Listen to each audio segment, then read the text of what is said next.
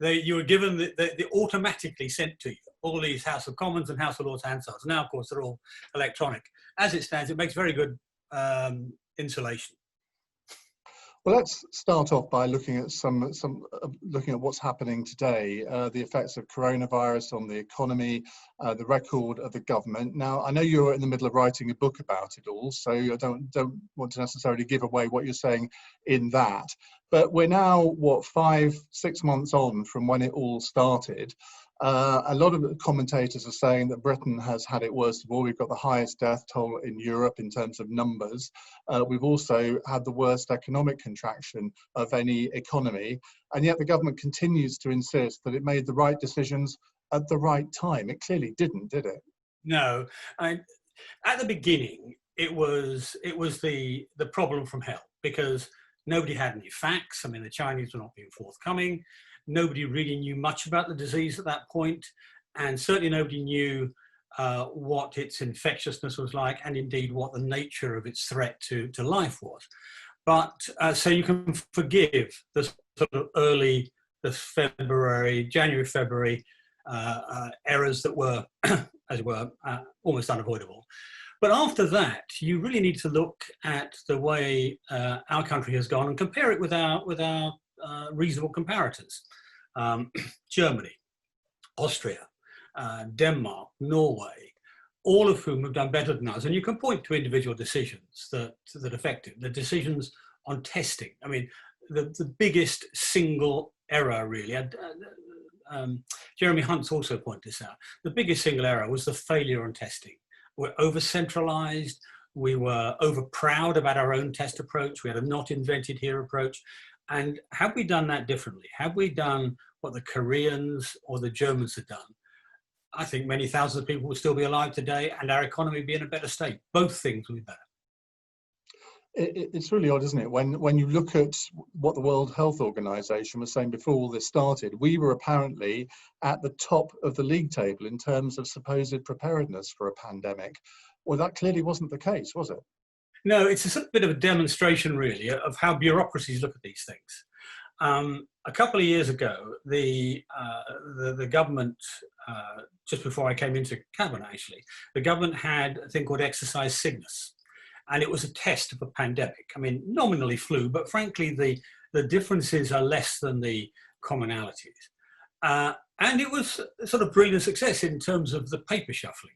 It was, it was what they called a command post exercise. And they were very good at the command post exercise, but nobody checked that the PPE that was supposed to be in the warehouses was actually there, or that it was up to date, it hadn't time expired, the sort of practical things. And the irony was we had the best plans, but the least good execution. I mean, so take the other extreme. In Korea, I could take any of these Asian countries, but take Korea. Korea, in the first week of this, basically called together all the testing companies and said, find us a good test. And we will accelerate, we the government will accelerate the approval of it. In 1 week they had a test, and in the second week they had it approved.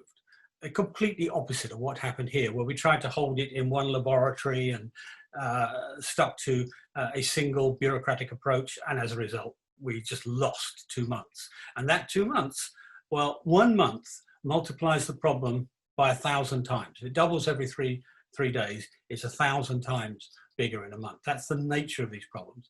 And we lost 2 months. So really, really serious error right there and then. So it's one thing to win the sort of bureaucratic competition. We won that, but we lost the operational competition. And that's where it really matters. That's why in future we've got to do this very, very differently indeed.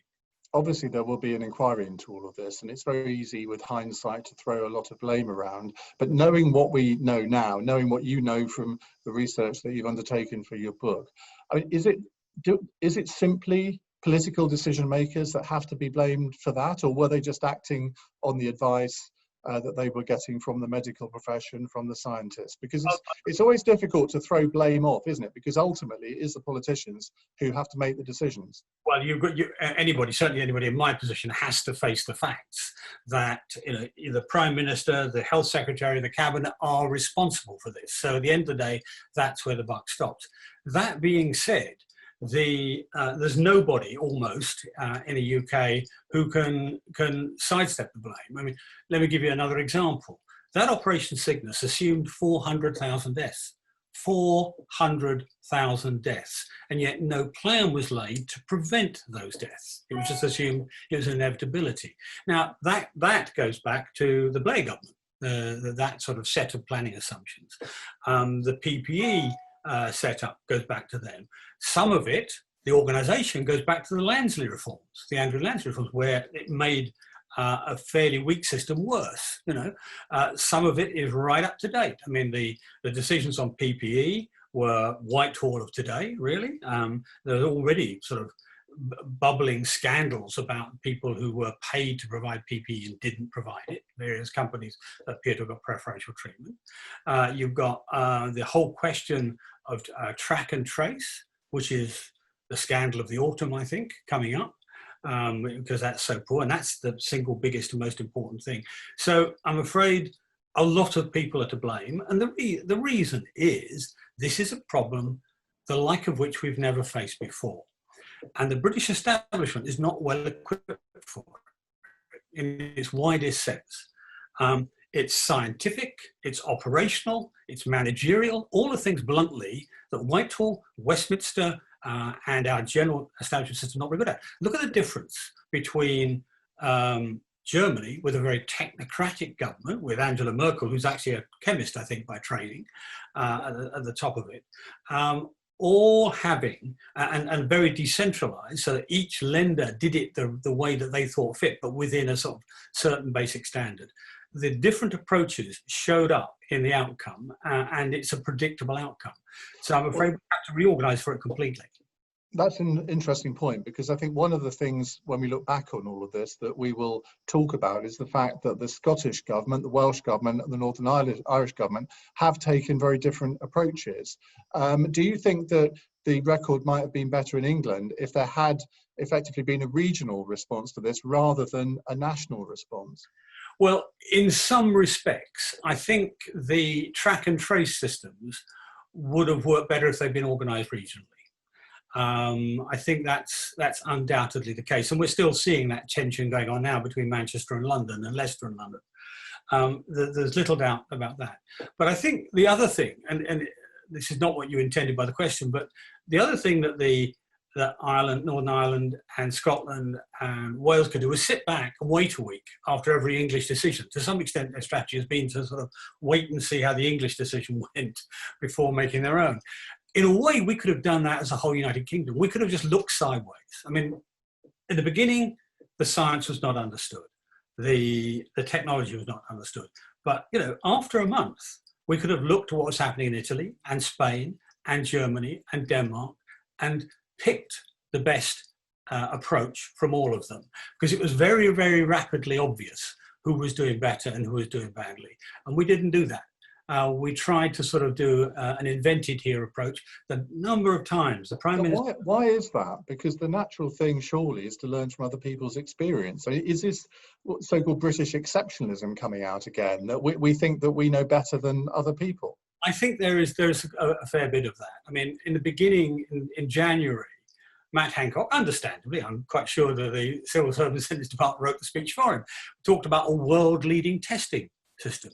The Prime Minister recently has been talking about a world-leading track and trace system. They are patently anything but world-leading in both cases, But there is, as you say, a certain British exception. We know how to do this, probably reinforced by the fact the World Health Organization gave us such high scores in the first place on our planning.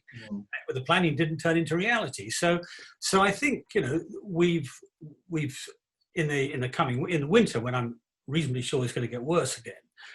In the winter, we're going to have to look carefully at what everybody else has done and try and pick the best tactics, I think, from them. And for the next time, and let me say this, there will be a next time, and next time it might be a drug-resistant tuberculosis, or it might be another form of very serious flu, or it might even be a fungal disease. Whatever comes next, we've got to be much better and much differently organised to what we are now. Because as it stands, the current organisation of British government, and this would have been true any time in the last 50 years, I suspect. The current organisation of the British government is just not fit for purpose when it comes to dealing with pandemic emergencies. And as I say, we know there will be another one. We know that. I want to come on to other subjects in a moment, but just finally on this, the popularity of the government and Boris Johnson have been quite resilient through this, which I think has taken a lot of people by surprise. The Tories are still 7 to 10 points ahead in most of the opinion polls. Keir Starmer's ratings have overtaken Boris Johnson, but I mean, his ratings are not disastrous given what's gone on. What do you put that down to? And do you think that there is now danger that in the next few months that popularity is going to shatter? Well, I think whether it'll shatter, I don't know. I'll come back to that in a second. I think there are two syndromes going on, which people often don't understand about crises. Number one is the public can see as well as anybody when there's no data, when it's a completely new problem, when nobody's ever faced it before. And that was the case from January through till March. The government got the benefit of the doubt, and in my view, rightly so, at that point in time. So that's point number one. Point number two is a peculiarity, which will be a problem for Keir Starmer when he tries to do his political role in this.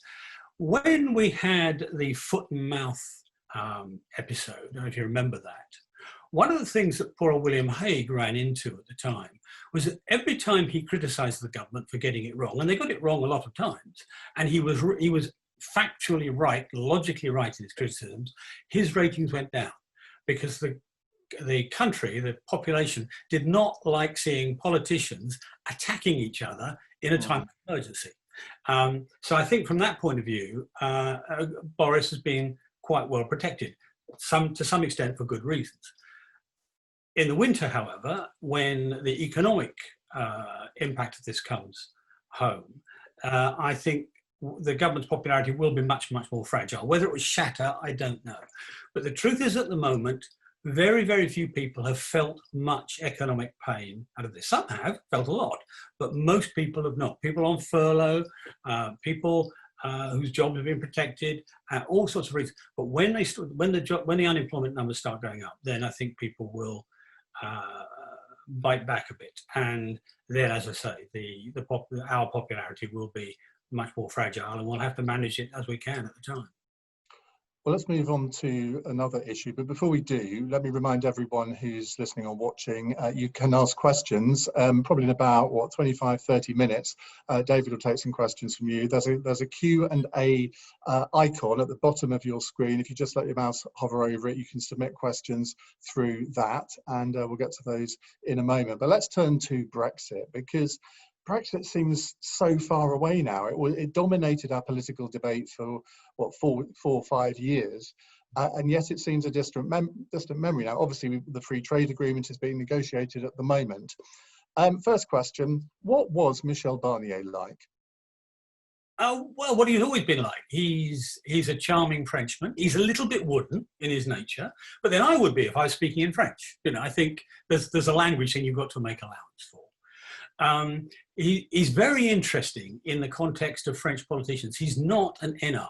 He doesn't come from that super elite of that provides all of the sort of senior French political. He comes from, ironically, from sort of local government. He was the mayor of Val d'Isère, I think, when he started in politics. That's a job I'd like. Well, he was one of the organisers of, I forgot which year it was, the Great Winter Olympics, in which Jean-Claude Killy was, in fact, he was a friend of his.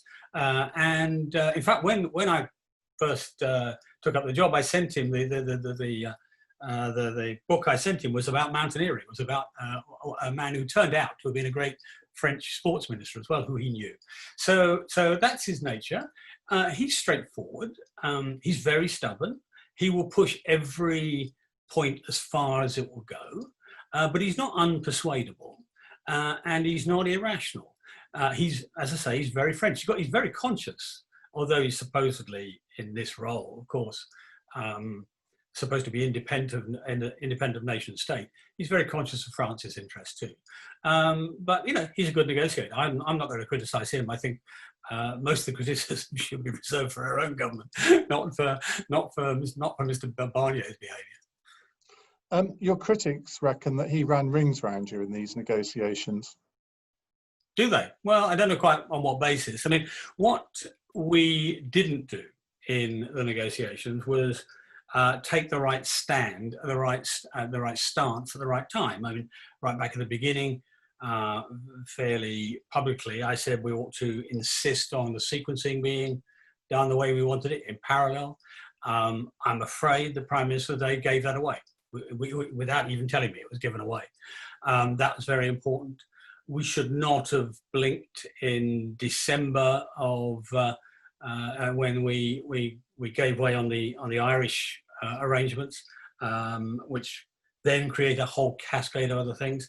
So there were a series of things done wrong. I did what I could in government to persuade our Prime Minister that that was the wrong way to go, but I failed in that. So in that respect, they're right. I failed to persuade our own Prime Minister of the right tactics.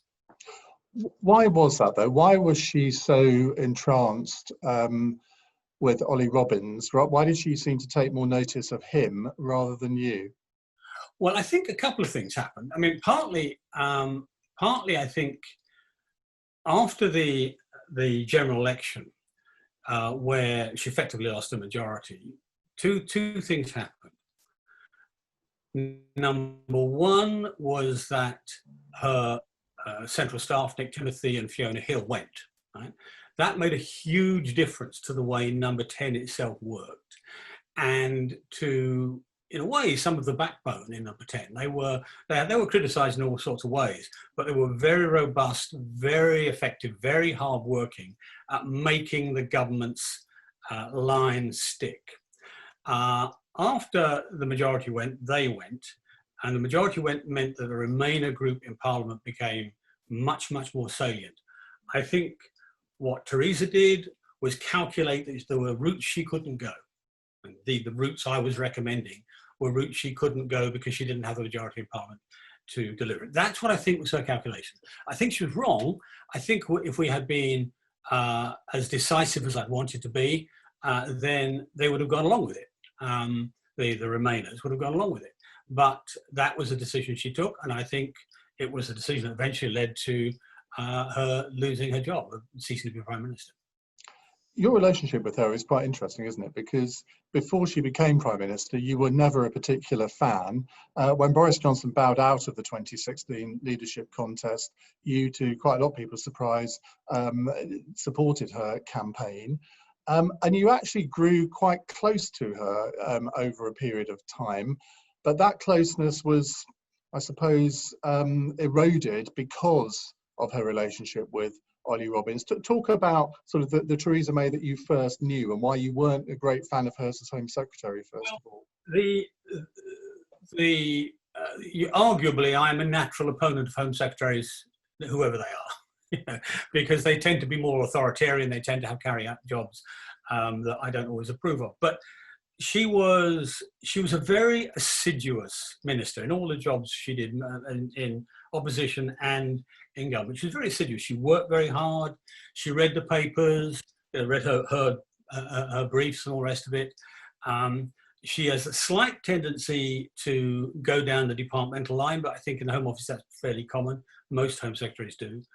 But there were a whole series of areas where basically what she was pressing were, in my view, unnecessary, intrusive on people's human rights and so on. Indeed, as you may remember, I took her to court in order to challenge Data Retention and Investigatory Powers Act, which was an act which gave the government the right to access many of your communications with limited oversight. And I thought that was inappropriate. Now, that's because she was Home Secretary. She took the view, and as most Home Secretaries do, that the security of the state's absolutely the most important thing, and you can make concessions, or you can make concessions on civil liberties, concessions on privacy, concessions on the rule of law, even, in order to enable the state to fight the terrorist threat. So that's where the argument fell. And I think, interestingly, I mean, to be fair, I assumed she was more antagonistic to me and to my allies than she probably was. because it's unsurprising if you challenge ministers in Parliament, if you sometimes defeat them, then they're not going to be very happy about it. But actually, in truth, it turned out I was wrong about that. She was actually perfectly sympathetic to my views, but she took the view that her job took her in that direction, I think. When she became Prime Minister, I think a lot of people were surprised that she brought you into her cabinet. How much of a surprise was that for you? Including me, yes. Well, it's probably quite a well-known story now, but on the day, it was actually the day of the Chilcot report debate, which for me is very important. I've been campaigning on the Chilcot report for a long, long time, and the simple truth was that my mind was completely focused on that, getting justice for the people who died in the Iraq War and what was an unnecessary war. And at the end of the time when I was debating, I guess it must have been about 7 o'clock, something like that, I went and had a drink in one of the House of Commons bars with a lady called Renata Sampson, who used to be my chief of staff. You may remember her. And we were talking about Chilcot and various other civil liberties things. So she'd gone to work for a civil liberties organisation. And she said to me, it says on Twitter that you're in number 10. Now, plainly I wasn't. I was sitting in a bar in the House of Commons. And I laughed, and I said, well, take a photograph of me and tweet it, because I don't do Twitter much. And she did. And then 10 minutes later, she said, well, they're still tweeting you in number 10. So I suddenly thought, I'd switch my phone off. I switched my phone off when I went into the chamber to debate, and I hadn't switched it back on again. So I switched back on, and there's a great stream of texts, about 25 texts from 10 Downing Street. Can you please call Switch, which is what they call the federal switchboard, and I called them up, and they said, oh, the Prime Minister would like to see you. Can you be over? When can you? And I said, well, I'm only 5 minutes away, and so I went to see her, and went over there and was sat in the study, and then shuffled in and told that she wanted me to be the Secretary of State. Where she said either Secretary of State for leaving the European Union, or Secretary of State for exiting the European Union, and I couldn't resist a joke, and I just said, oh, well, let's make it exiting, then it can be Department X. And she just completely bone-faced, didn't get the joke at all. But there we go. The rumour is that originally you were going to take on the international trade portfolio, but she decided to switch you at the last minute. Were you aware of that at the time? No, not at all. Not at all. It's perfectly possible. It might even been because I wasn't answering my phone. Who knows? Yeah, it's amazing sometimes. People don't realise how fragile reshuffles and shuffles are. And sometimes, if you can't get somebody, they move down the list to the next person. So who knows? I just don't know. I think if it had gone that way, then history might have been a little different, because after all, much of it was predicated on my eventual resignation from the job. But there you are. That's well, how you were always tipped as one of the cabinet ministers most likely to resign. I suppose that's because you did resign from David Cameron's shadow cabinet. You stayed for 2 years, but there must have been other moments during that period where you thought about going. I mean, there were various newspaper stories at various points that you were on the brink. How near did you come to resigning before you actually did? Not very. I mean, the newspaper stories about X or Y being on the brink of resignation are normally exercises by Number 10's briefing operation to try and keep you inside, sort of take away the sort of to put pressure on you to what the hope is that a journalist will ring you up and you'll deny it, right? And that tends to keep you back in. And for that very reason, I never ever talked about resignation inside the system, because it's a mistake. There was one occasion when actually I was tempted, but I never said so. But they obviously feared it. It was actually the day that the Monday morning after the government, the Prime Minister actually had decided to make the concession on the Northern Ireland arrangements, and she talked to me on the Sunday, and I said it's a very dangerous thing to do, and I explained how that problem, and she said, but we need to do it. We need to get the deal moving. And I said, well, let me think about it overnight, Prime Minister. Next morning, I come out of my flat in Pimlico to see if my driver's there to take me into Number 10 to have the conversation with the Prime Minister about the deal. And there's no driver, and no car. And I think, oh, well, what's happened? Maybe I've been fired. They just omitted to tell me. I couldn't find it, so I thought, oh well, I'll try and get an Uber. I try to get an Uber, and I try to get an Uber on Monday morning in sort of between 7 and 8 in the morning. It's very difficult. I've got 4 times. One said yes, and then cancelled within 2 minutes. No taxis, of course. So I went and got on a bus. Now, the bus going along Millbank to Whitehall at that time of the morning is absolutely packed. And I get on, and you can see everybody looking at me because I'm a fairly well-known face. And you can see people wondering, has the government gone bankrupt that the cabinet minister now, And then my phone rings, bang on the dot of 8, my phone rings. And I think it's 8 o'clock to the second. That's number 10 trying to call me. So I ignore the phone. I ignore it 6 times, right? And I thought, oh, Christ, I can't answer it with people listening. So I very quickly, between calls, get out and call my own private secretary, who's in number 9 Downing Street, which is where my office was. Right? And I said, I thought, how can I tell you? I said, look, can you get on to our next door neighbour and tell them I'm on the bus, and I'll talk to them later. And my poor private secretary said, next door neighbour? I said, yes. Who lives next door? Oh, the Prime Minister. Right. Glad to see your civil servants were so quick on the uptake. Yeah, anyway, but they obviously thought that there was obviously a panic. So they maybe thought I had resigned at that point, or was going to resign, because that was the first point, which I thought that the negotiation, I thought it was a problem when we didn't insist on our sequencing. I knew that would give us a difficulty, but I thought it was workable. But once we'd conceded on the Northern Irish arrangements, I thought this is going to be very, very, very difficult to recover. And I thought about standing down that. I didn't say anything about it, at no point. You never threaten resignation. It's a daft thing to do. I guess the crucial moment in all of this was the result of the 2017 election. And a lot of people have had their say on whether that election should have been called. I think it's perfectly obvious that it was the right decision to call it, but nobody knew it would be such a disastrous campaign. Without going into all of that, you were one of the first people to, I think, talk to Theresa May the night after the election, and you were instrumental in persuading her to stay. Do you regret that now? No. It was crack of dawn. It was about what the sequence of events was this. On the morning of the day before the election, although the polls are still giving us a 10-point lead or something, I spoke to Fiona Hill and said, there's something wrong with this, Fiona. This does not feel like it's going to be a runaway victory, because that would have given us a 50 seat lead. And I said, we better organise for me to come down to do the Today programme in the morning if it's a difficult outcome. So, because I'm in Yorkshire, so they organised, they lay on a helicopter to pick me up at 4 in the morning after my camp. You do like your helicopters, don't you? No, I hate helicopters. I told you don't. They have a 40, I like light aircraft, but you've got 40 times more risk of being killed in a helicopter than a light aircraft.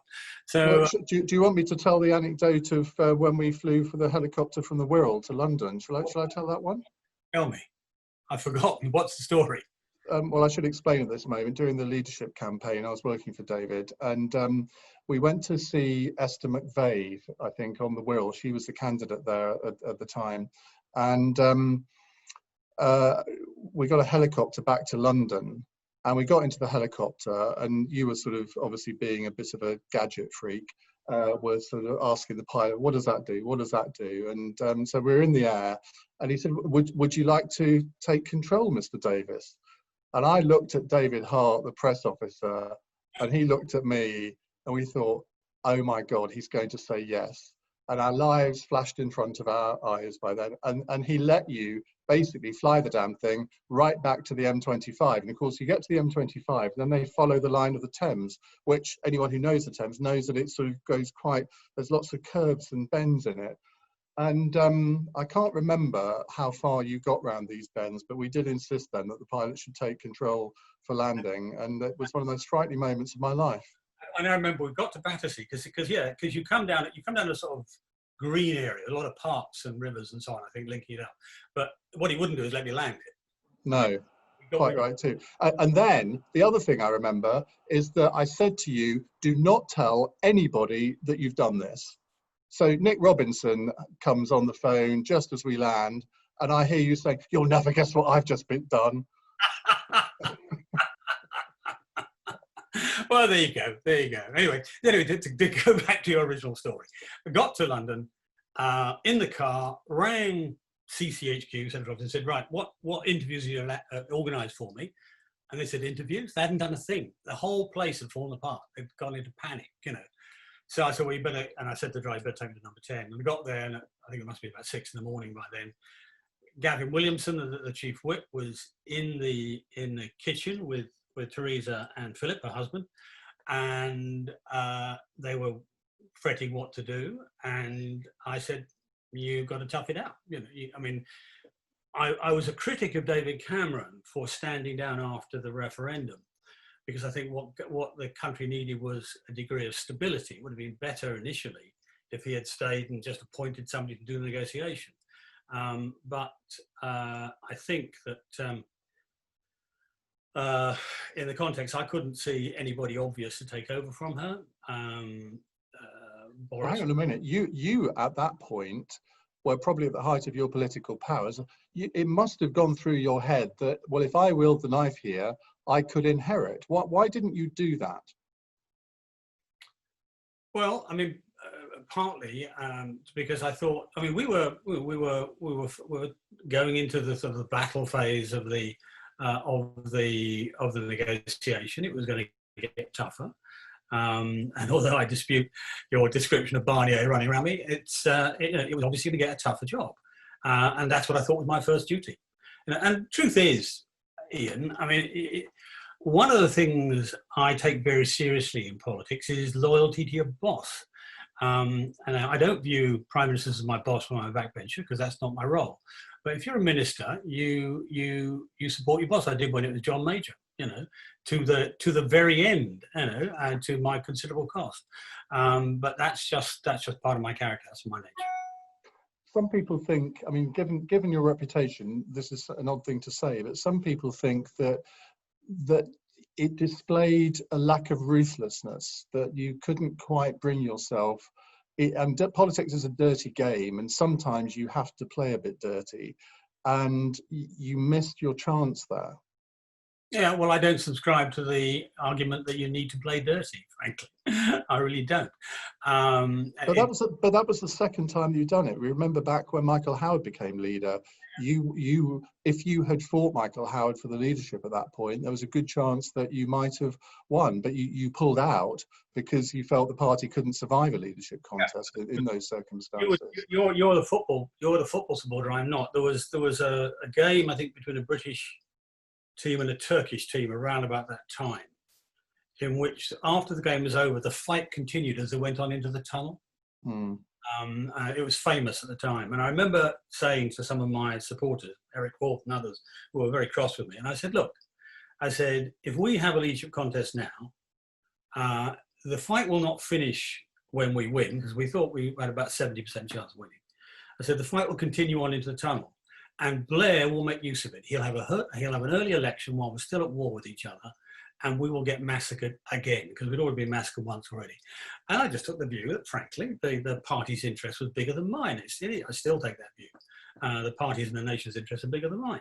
You know, I don't. I know this annoy the hell out of you, but you know, I don't view high office as being, despite the red books behind me, I don't view high office as being the great aim here. I view changing things as being the great aim, and that's why very often Westminster political journalists find it incredibly difficult to understand what my motives are. I mean, I remember when I had my by-election, they couldn't work it out. They thought this was some incredibly complicated way of taking over from Cameron. It wasn't that at all. And they don't understand that. Well, that's fine. I don't care if they don't understand it. But since we're explaining to your viewers and listeners, the simple truth is the most important thing in politics is what you do, not what job you fill. But there were 3 occasions when you could have got the top job, and you wouldn't be human if you didn't sometimes, in a moment of reflection, look back and think, what if? Yeah, occasionally, but not very often. I mean, you know, rock climbing is used to be, I'm not anymore, I'm too old, but used to be one of my pursuits, and you don't spend your time looking down when you do that, otherwise you'll fall off. You look down just enough to see the foothold. And the same here, you look back just enough to learn from it. But yeah, things might have been different, but whether they would have been better or worse, I don't know. I mean, I'm quite happy with what I've been able to do in my career. Even the Brexit stuff, it will end out in the right place, as we can talk if you want, but maybe because I had to resign to force that to happen. But I'm perfectly happy to do that if it's necessary to do so. The truth is, whether you're a great prime minister or not is a matter of whether it's at the right time and you're the right person for the right circumstances, as we're seeing now with some of the difficulties we're having now. And I just don't know whether that would have been the case at that time. Things would have been different in many ways, but whether they're better or worse, not for me to judge. When did you first meet Boris Johnson, and what were your first impressions? When he was a journalist in Brussels when I was Europe Minister back in the 90s. And he was interesting because most of the journalists in Brussels, the Commission had on almost on a lead.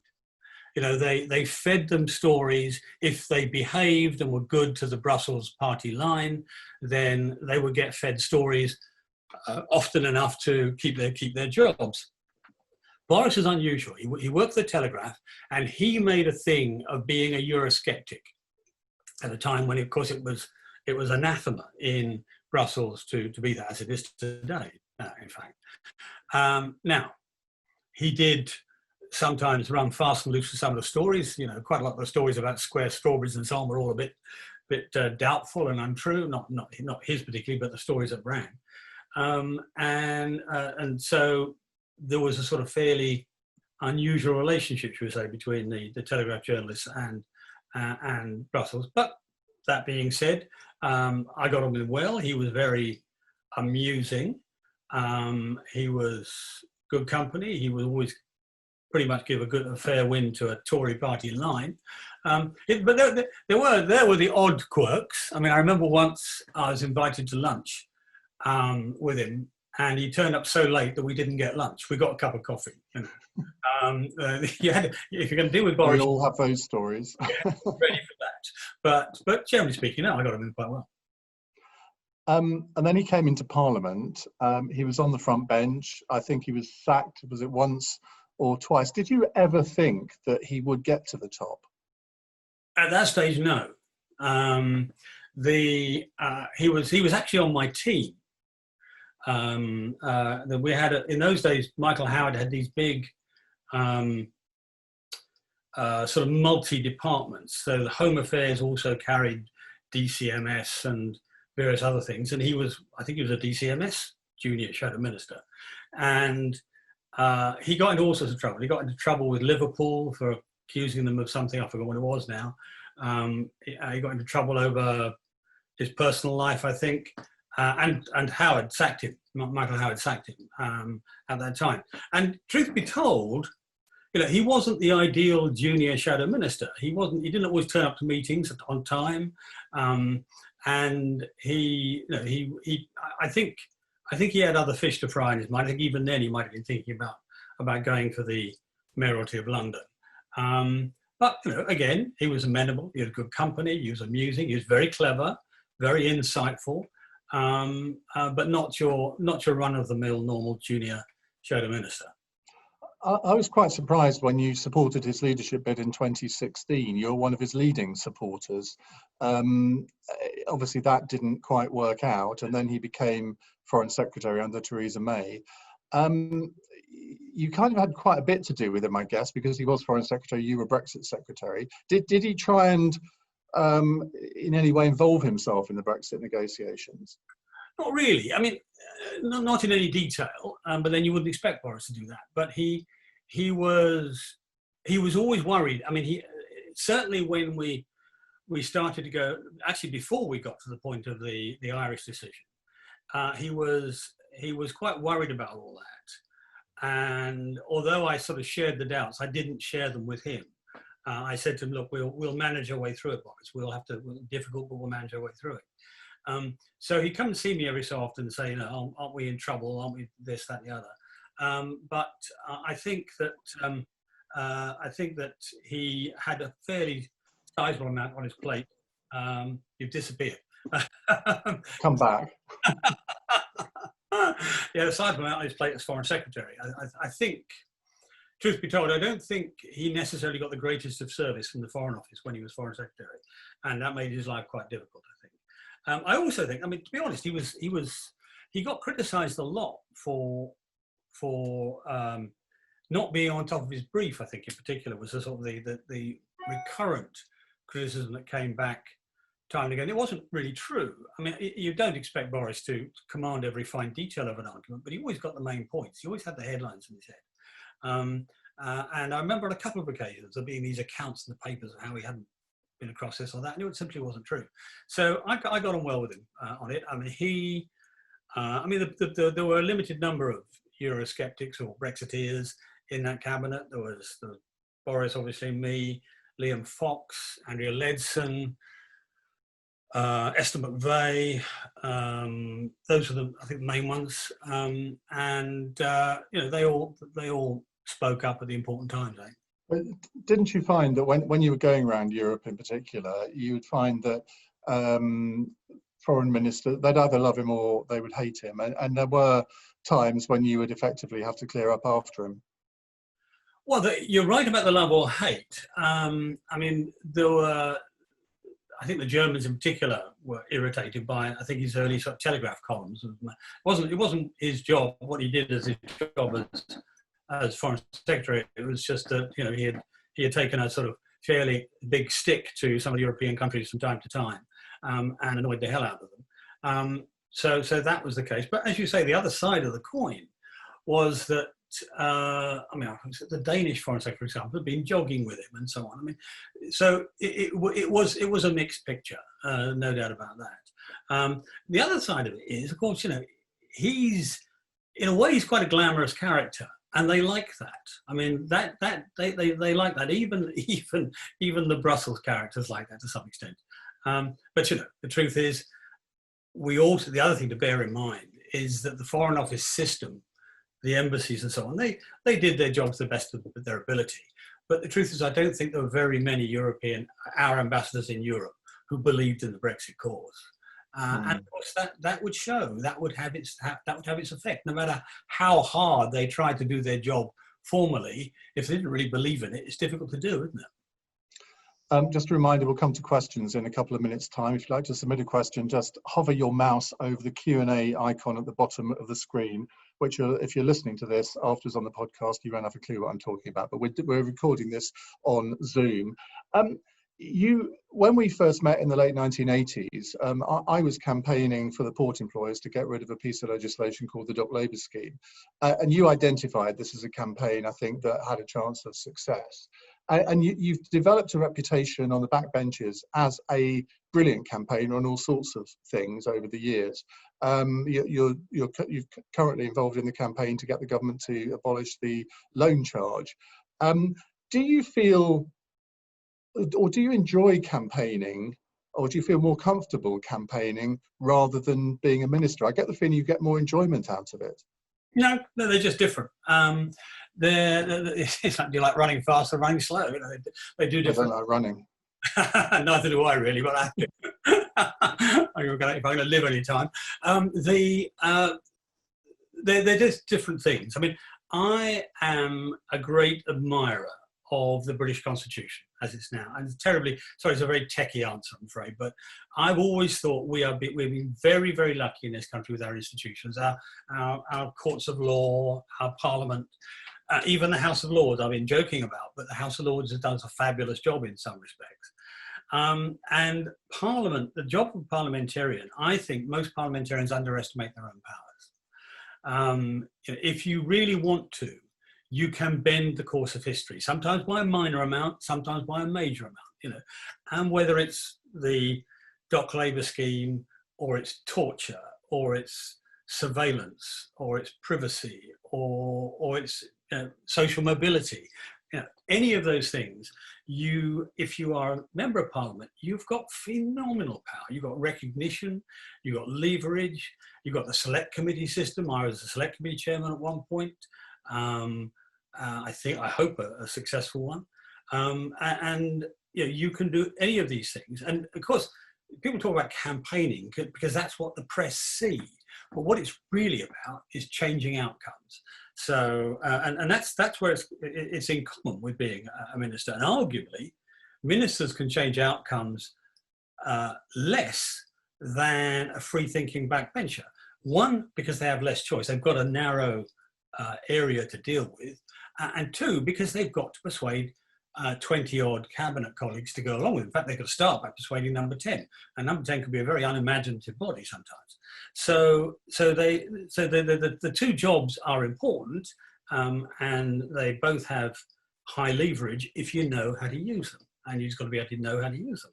And that can include high drama things like resignation, because even the event of resigning as a minister can change history, as it did when I resigned from the Brexit department. I knew it would. I knew precisely how it would play out, and you can do that. Similarly, on the backbenches, you've got to know how to play the weapons you have then, whether it's debates or non-stop campaigns, or being on television, or being on radio, doing things like this. I mean, I'm not so good at the social media campaign. I'm not so specialist in that, but that's also pretty effective. Some of my colleagues these days are showing that. So you can. It's one of the greatest privileges to be a member of Parliament. But the privilege has got to be matched by a requirement to actually use the tools and weapons you're handed to do what's right for the country and right for your constituents. And do you think your experiences have actually made you slightly different from the caricature of you, which is as a sort of broadly a right winger? But you've done various campaigns, I mean, particularly on civil liberties issues, but also going back to one of your first campaigns on, what was it, glaucoma. Just explain that, because I think people don't see this side of you. They see you as somebody they see as or your opponents will see you on the hard right. But there have been various examples through your career where you've completely gone against that caricature. Yeah, well, I'll explain why in a second, but the glaucoma thing very quickly. Margaret Thatcher wanted to abolish the free dental checkup and the free eyesight test. Free dental checkup, I don't care. People don't not go to a dentist because of the 10 quid or whatever it is to cost them. They don't go because they're afraid of the pain. But if you don't go to an optician, you may not get the glaucoma test, which is a little test where they puff air into your eye. Anybody who's been for glasses checkup or eyesight check will have it. And if you have glaucoma, what happens is you gradually go blind without realizing it. Your vision closes in. And because you can't see outside your arc of vision, you don't know. And eventually you become technically blind, and then eventually completely blind. And you can catch it early. And what I said to Thatcher and to Virginia Bottomley at the time, who was the health secretary or health junior minister, look, I didn't get elected for 2,000 of my constituents to lose their eyesight, which is what it would have been. So I fought that. Now, why do I happily let people call me right wing? I'm neither right nor left, in truth. Why? Because when I come along to an issue, let's say torture, the torture issue, I got rung up one day by somebody who said, we need your help with this issue. This man, Binyam Mohammed, had been tortured. The government's involved. And I said, well, why do you need me? And he said, well, because the BBC and the other newspapers see this as the left-wing fantasies of liberal lawyers. And I laughed and said, and I'm not a liberal lawyer, am I? And the very fact that I'm seen as being on the right sometimes gives me the leverage to go into areas where a left-wing Tory would be nervous of, or would see themselves as being caricatured or stereotyped. And breaking the stereotype is one of the tricks I use in getting things highlighted. When I come along, notionally this tough right-winger, and say, under no circumstances should we torture people we capture, then it has a bit more clout than if a left-wing lawyer says it. And I use that a lot. So that's normal. I mean, most everybody in Parliament knows that this right-wing thing is a caricature, particularly Labour MPs. The number of times, the biggest number of people have come to me asking for my help with campaigns are Labour and Liberal MPs, and sometimes SNP ones. Why? Because they know I will add this sort of patina of right-wingery, which they know is not real, but it does the job. And that's what it is. Right, let's move on to questions. Still time to submit a question if you'd like to. On the bottom of the screen, just hit the Q&A icon. Here's one, it's from somebody who doesn't give their name. Politics is known for its twists and turns. What's the biggest shock or upset you've witnessed, and how did you react? Well, the biggest one was in my job as Brexit Secretary. Was the week we had been having this long row after the Irish decision in December over whether or not we would retain the right to basically set our own regulations, set our own laws. This was key to Brexit. And to that end, I said to the Prime Minister, Theresa May, we've got to have a white paper. And that white paper must lay down exactly what our hard lines on this are. And so she said, yes, we will have a white paper. So I started drafting the white paper, and it went through remarkably easily, I thought, at the time. And then on the Monday before the famous Chequers cabinet meeting, she said, well, here is the chapter X of the white paper. It's completely different to what I've been writing for the previous 4 months. My whole department had been writing for the previous 4 months. It became apparent to me that the Prime Minister's department, number 10, had been running completely parallel policy. And that was the point at which it became apparent to me I had to resign, because it had to be stopped. It would fail in its aim, but it also would be a breach of our promise to the British people. So that was the biggest single one. It's not the only one. There have been numbers of others, but it was the biggest single one. Okay. Nigel says, do you think there will be some form of deal with the EU before the end of the year? And what do you see as the most important things for the UK to secure? Right. Well, the answer is yes. I've said, and you've heard me, I've bored you stiff with it, that the last 3 weeks will matter more than the previous 3 years. This is true with any European negotiation. It may be a series of piecemeal deals. It may be a series of bits and pieces, you know, a deal on migration, a deal on, not migration, a deal on protection of European citizens, which we've already got most of, a deal on bits of trade, a deal on fisheries, which protects our rights, and so on. Now, the shorthand answer to what we have to protect is we have to protect what we promised. And we promised take back control of our own laws. We promised take back control of our own borders, and most specifically, a rather detailed thing, take back control of fisheries. Those three things we have to preserve. Not just those, but those have got to be preserved. Because I think the public would take a very dim view of politics if we didn't deliver on what we've been promising for 3 or 4 years now. Dawood Khan is cheekily asking 3 questions, but they're all quite good, so let's go through them.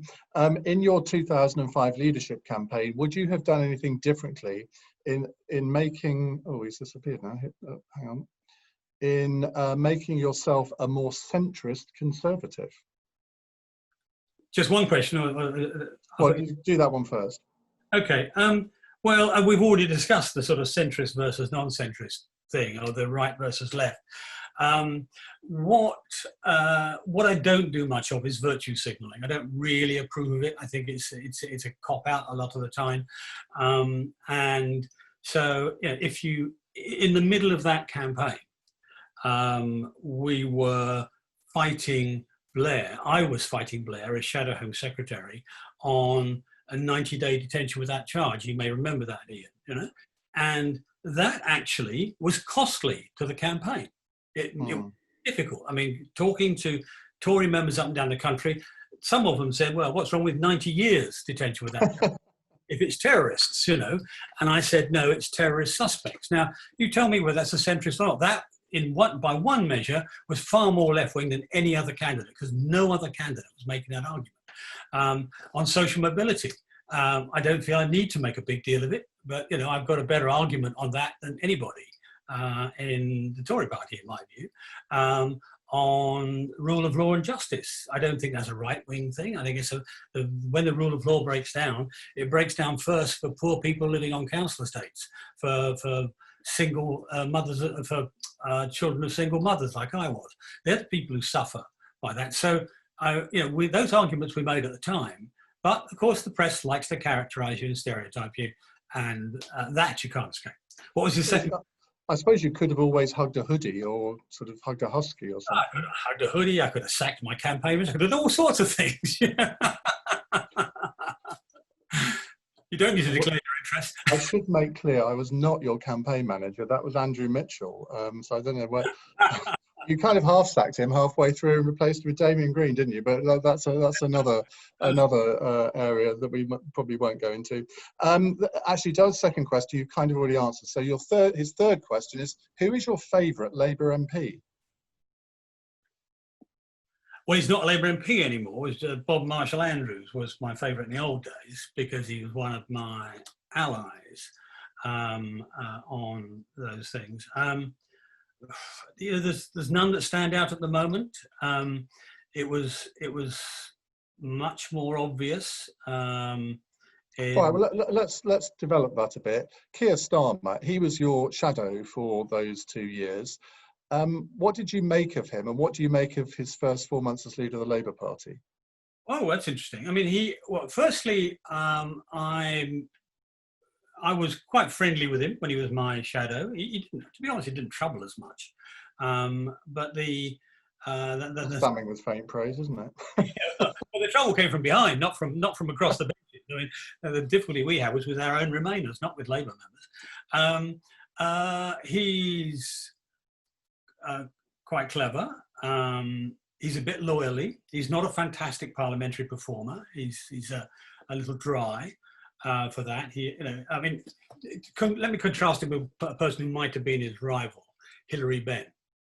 Hilary Benn gave an astonishing speech. I didn't agree with the speech, but it was an astonishing speech in the Syria debate some years ago. I don't know if you remember it. Absolutely galvanised the whole House and turned it actually in favour of an attack on Syria.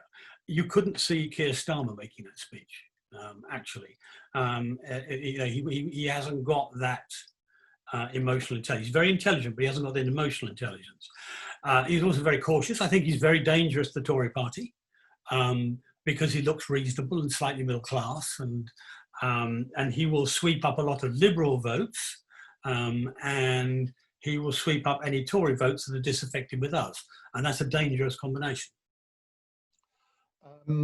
Another anonymous one. Do you believe Theresa May ever really wanted to leave the EU? Oh yes, I certainly think she did. And the sort of Brexit means Brexit has been much mocked since, but I think she did mean that at the time. The trouble with Theresa was, and in other circles, I think she would have been a very good prime minister. She had a lot of the necessary requirements, but the problem was that she always calculated what the least risk option was at any stage, a combination of Parliament and the courts and the negotiation. And you saw this most obviously actually in the Gina Miller issue.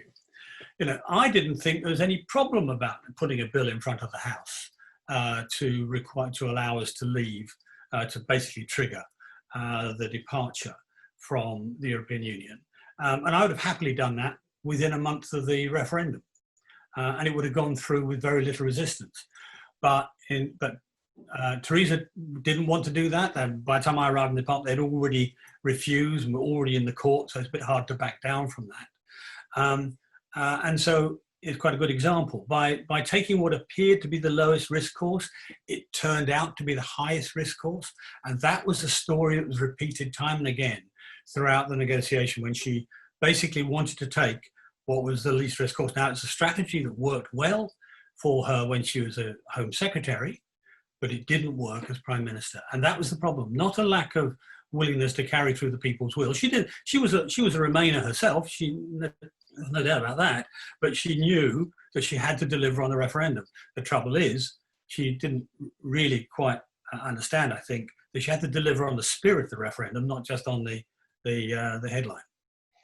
She's been out of office for a year now. She's still an MP. Presumably you bump into her from time to time.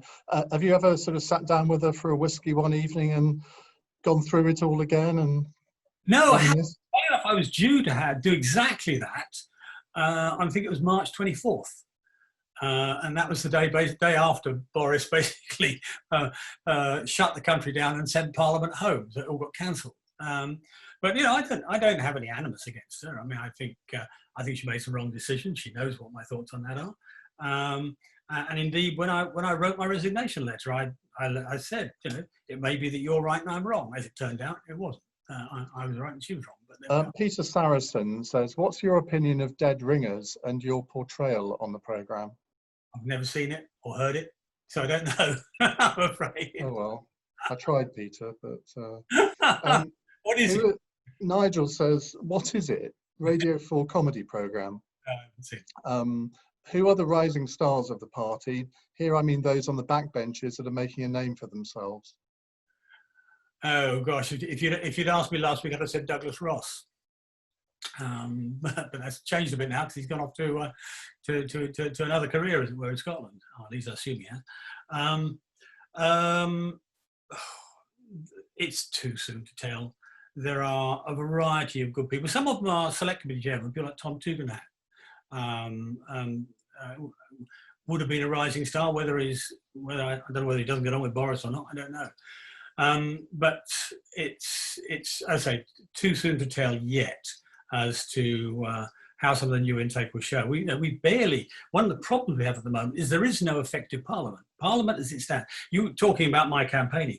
Campaigning is impossible in this parliament because you can't have a speech that moves the House. You've only got 50 people in the place. And so by the same measure, we can't see speeches that move the House. You can't actually see the way in which people can turn the House of Commons. And that's one of the important characteristics. So too soon to tell. Somebody else says, what is David Davis's excuse for not having Iain's amazing new book proudly on his bookshelf? This is called subliminal marketing. Well, you know what happened just then? Your face went blue and the thing disappeared. Clearly, oh, really? Your electronic system. Oh yeah, that doesn't work, does it? You just about get the title in. Why can't we all just get along? If you are going to rig the questions to make an advert, I haven't rigged it. It was a genuine question. Properly, you should do it properly. The answer to I suppose the easy answer to the question is because I know the answer to the title. Yeah, go on then. Politics is not designed for us to get along. I mean, as many of you, as I'm sure you've told your listeners of years before, the House of Commons was described by Bernard Wetherell, the Speaker when I first came in the House, as Britain's alternative to civil war. Other people have civil wars. We have disputes in the House of Commons. We have arguments. We have rows. And as a result, we have a better parliamentary system than most other people. Just as our court system is basically about having an argument. Not about. Yeah, but up to a point though, because you've run lots of very successful campaigns. Many of them you've involved people from other parties in, so you do have to get along from that point of view. I always remember when Laura Pidcock, remember her, she said she couldn't possibly be friends with a Tory, and I thought, well, what a sad state of affairs that is, because if you're an MP, you do need to have people on the other side of the house that you can rope into things from time to time, don't you? Yes, and there are two things about this. I mean, look, I'm glad I cited law as well, because of course Shakespeare has a reference to this. But the argument is you contest mightily in the chamber, and then you go and have a beer afterwards outside. And I'm one of the things I'm to some extent at least well known for is I've got a huge range of friends, from Alistair Campbell, you were coming on next week, as I said, Bob Marshall Andrews, Alex Salmond. The last time I was in Edinburgh was actually appearing in the Edinburgh Festival on Alex Salmond's show. Why? Because I think that in a way, it's going to sound terribly self-righteous, but I think this is a sacred calling if you do it right, and it doesn't bloody matter if you're a Tory or you're Labour or you're Liberal or you're Scot Nat. I mean, take Alex Salmond. I disagree with Alex Salmond on probably 70% of his views, right? Particularly on the fundamental one of the unity of the union and so on. Now, that being said, I can't help but admire the fact that this man almost single-handedly made Scottish independence an issue which was a quirky, eccentric idea 30 years ago into one which is central to Scottish politics today. And so I admire my opponents, and when it's useful to the cause, I will cooperate with them. and they will cooperate with me. They know that. So, but it doesn't take away from the fact that there is always an argument to be had. If there's no argument, there's no need for the campaign. Yeah. If I can go into the House and say, oh, I can get 80% of people to vote for this, then I needn't bother.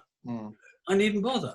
It's when I'm going in and I'm saying, you know, we shouldn't be torturing people like Binyam Mohammed and Rangit Apnea, and we shouldn't be locking up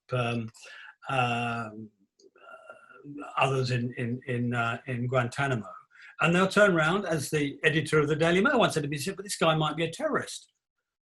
So, you know, so the issue is, and even right, he might be, the issue is contentious, and it's the fact that it's contentious that needs people to address it, fight over it, and get it right by the process of debate and dispute, which is why we can't all get along. There we are. I gave you the advert. Yeah, I think you need to read it, like everybody actually. Leslie says, what keeps you awake at night? The temperature at the moment, I'm afraid.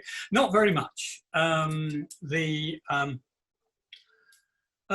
Well, I don't fret about the things that are my job. You know, and the things that are my job, the parliamentary issues, are huge issues. They're issues of life and death for reliance on me. I mean, coronavirus, quite a good demonstration, but not just coronavirus. Health service reform, war on Syria, counter-terrorism. These are all things in which you get it wrong and people's lives can be ruined or destroyed. So, you know, and I do my best on those fronts, and that's what allows me to sleep well.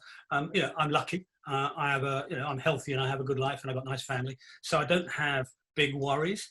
There are some family worries. I have a disabled grandchild and I worry about her. And actually the big centre for getting kids like her fixed is actually in Edinburgh, at the Patrick Wild Centre. So, you know, so there are things that I worry about, but they don't keep me awake. It's not my nature. I mean, one of my weaknesses and strengths at the same time is I don't feel stressed very much, and my body does because I think it reacts badly sometimes. But so I'm not a worrier. I'm not an anxious person. So you're not racked by self-doubt or suffer from imposter syndrome at all? What's an imposter syndrome?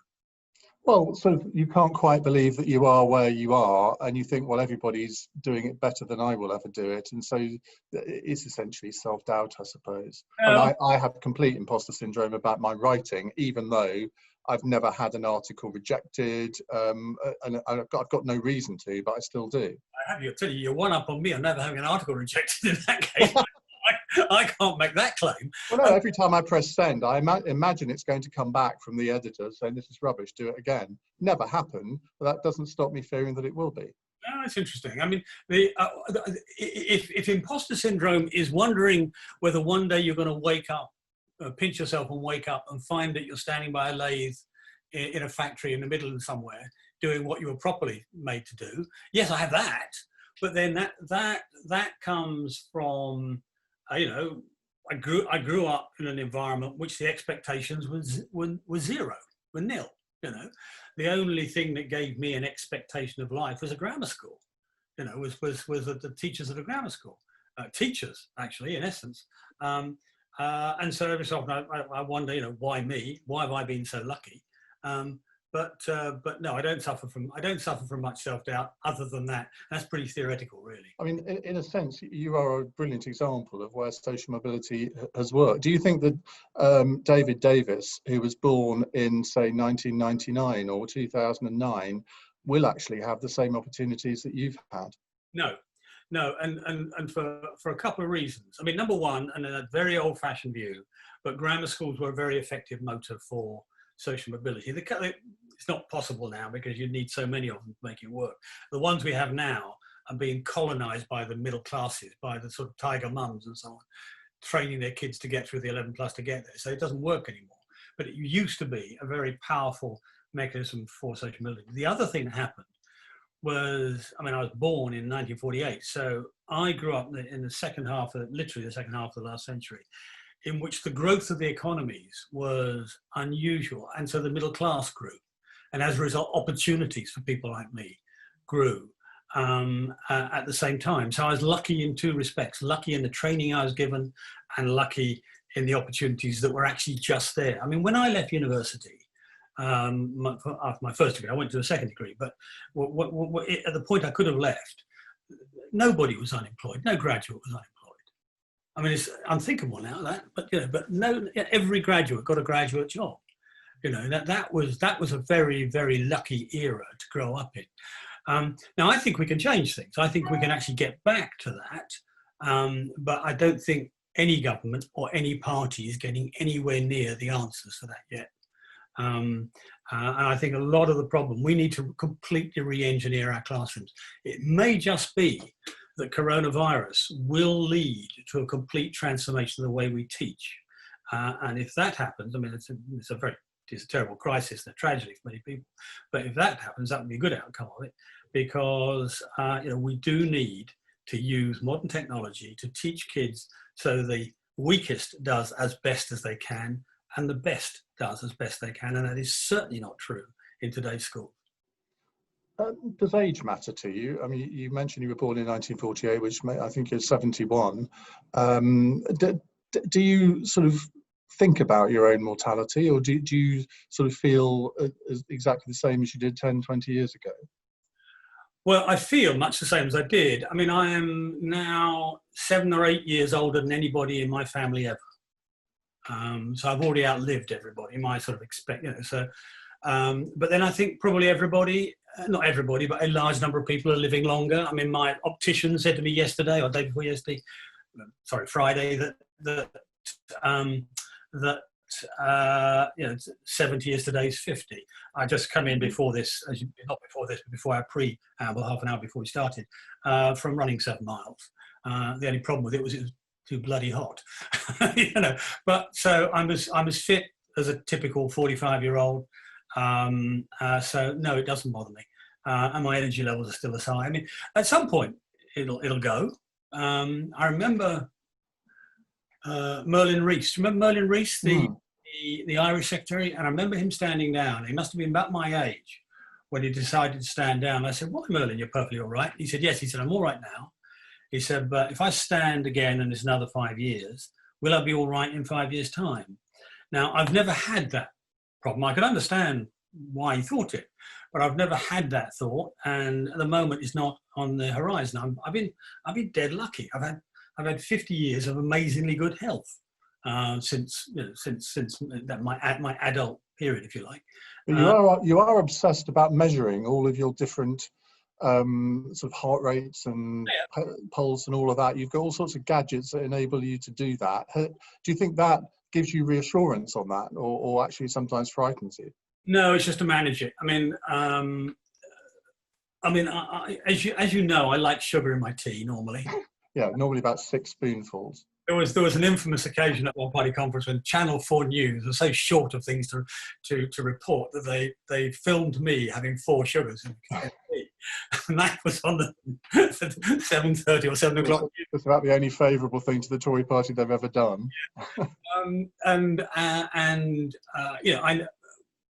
My parents pretty much died of old age, very unfit, not very well, coronary conditions and cancers and so on. So I take the view that, it's part of my task, particularly since some of my family is still dependent on me. Part of my task is to keep myself fit. It's just and I do it. I'm a mathematician by training. I'm a scientist by training. The science of human physiology, the science of fitness has come on leaps and bounds in the last 25 years. And so I just stay abreast of it. And as you say, I mean, I know my blood pressure and my weight and God knows what else for the last 10 years on a daily basis, and I manage it. Boring, but true. I'm going to give the last word to Faz, who says, if David hasn't got time to read Iain's new book, he might enjoy the audio version narrated by him too for his runs. Well, there's a thought. Or you could listen to it in bed to send you to sleep, one or the other. No, listening to you in bed is not something I do. If you make a video version, I could watch it on my runs. No, you really don't. You really don't want that. Right, I think we better quit while we're not ahead. David, thank you so much for doing this. It will be available on the Iain Dale All Talk podcast feed for eternity. And of course, don't forget, next Wednesday at 1 o'clock, I'll be talking to Alistair Campbell. And then on Wednesday, the 26th of August, it's the turn of Giles Brandreth. Thank you to Seabright Productions, who have put this on, and also the Edinburgh Digital Fringe. I'm Iain Dale. Goodbye. Goodbye.